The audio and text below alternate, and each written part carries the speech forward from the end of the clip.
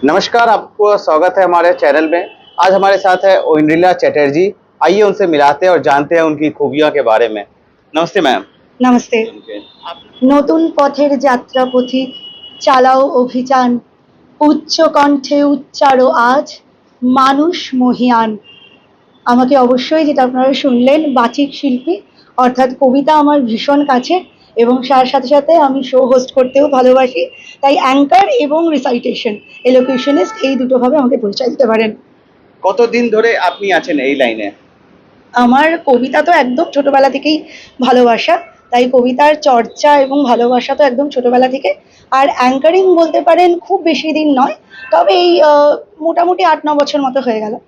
কেমন লাগছে এই লাইনে আপনি কাজ করছেন অনেক দিন ধরে? কেমন লাগছে? ভীষণ ভালো লাগছে, কারণ যাই আমরা করি, মানে আমরা যারা পারফর্মিং আর্টিস্ট, দর্শকদের কাছাকাছি পৌঁছানোর এবং দর্শকদের যে ভালোবাসা, এটার জন্যই তো আমরা কাজ করে থাকি। তাই এই দর্শকদের ভালোবাসা পাচ্ছি, এর চেয়ে আনন্দের তো আর কিছু হতে পারে না, তাই ভীষণ ভালো লাগছে। খুবই ভালো। আপনি তো মার্কেটে ঘুরেন, তাহলে যে বিজনেস হয় মার্কেটে, তো অনেক রকমই বিজনেস হয়। নেটওয়ার্কিং ক্লাবও বিজনেস হয়, নানা রকম লোক বিজনেস ক্লাব আছে, বিজনেস প্ল্যাটফর্মস আছে, তাদের নিয়ে কি বলবেন? এটাই বলবো যে বিজনেস তো অফকোর্স মানে একটা বিশাল বড় এন্ডেভার, এবং সেটা নিয়ে মানে যারা যারা বিজনেস করতে চাইছে, আমি বলবো যে প্রপার সেট আপ থাকলে, প্রপার যদি আপনাদের সেই এন্ডেভারটা থাকে যে হ্যাঁ ঠিকঠাক করে শাইন করবেন। কারণ অনেক সময় আমরা দেখি যে আপস অ্যান্ড ডাউনস থাকেই বিজনেসে। অনেক সময় খুব ভালো চলছে চলছে চলছে, তারপর একটা প্রবলেম হলো, তো একটা বিশাল বড় ডাউনফল হলো। তো ওই সময়টাই আমি বলবো যে নিজেকে একদম ঠিক রাখতে হবে যে না, আমি ঠিক এগিয়ে যাব। তো সেই ডিটারমিনেশনটা রাখলে আমার মনে হয় যে ইউ ক্যান সাকসিড। তো ওই রকমই একটা বিজনেস প্ল্যাটফর্ম আছে এভিও কানেক্ট বলে, যে কলকাতাতে বিজনেস নেটওয়ার্কিং ক্লাব আছে এভিও কানেক্ট বলে।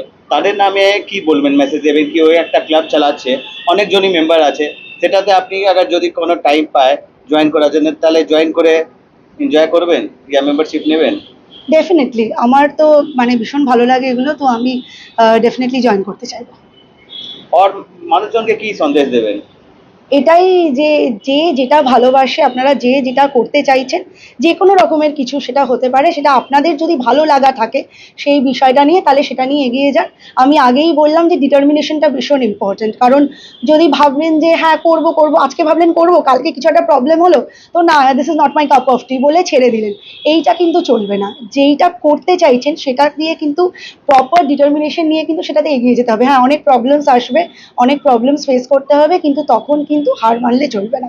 জাস্ট নিজের, এটা আমার নিজের জিনিস বলে এগিয়ে যেতে হবে, এটাই। Thank you.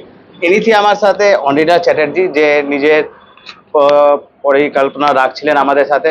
দেখতে থাকুন আমার সাথে গোকুল মার্কা আমার মিডিয়াতে। নমস্কার।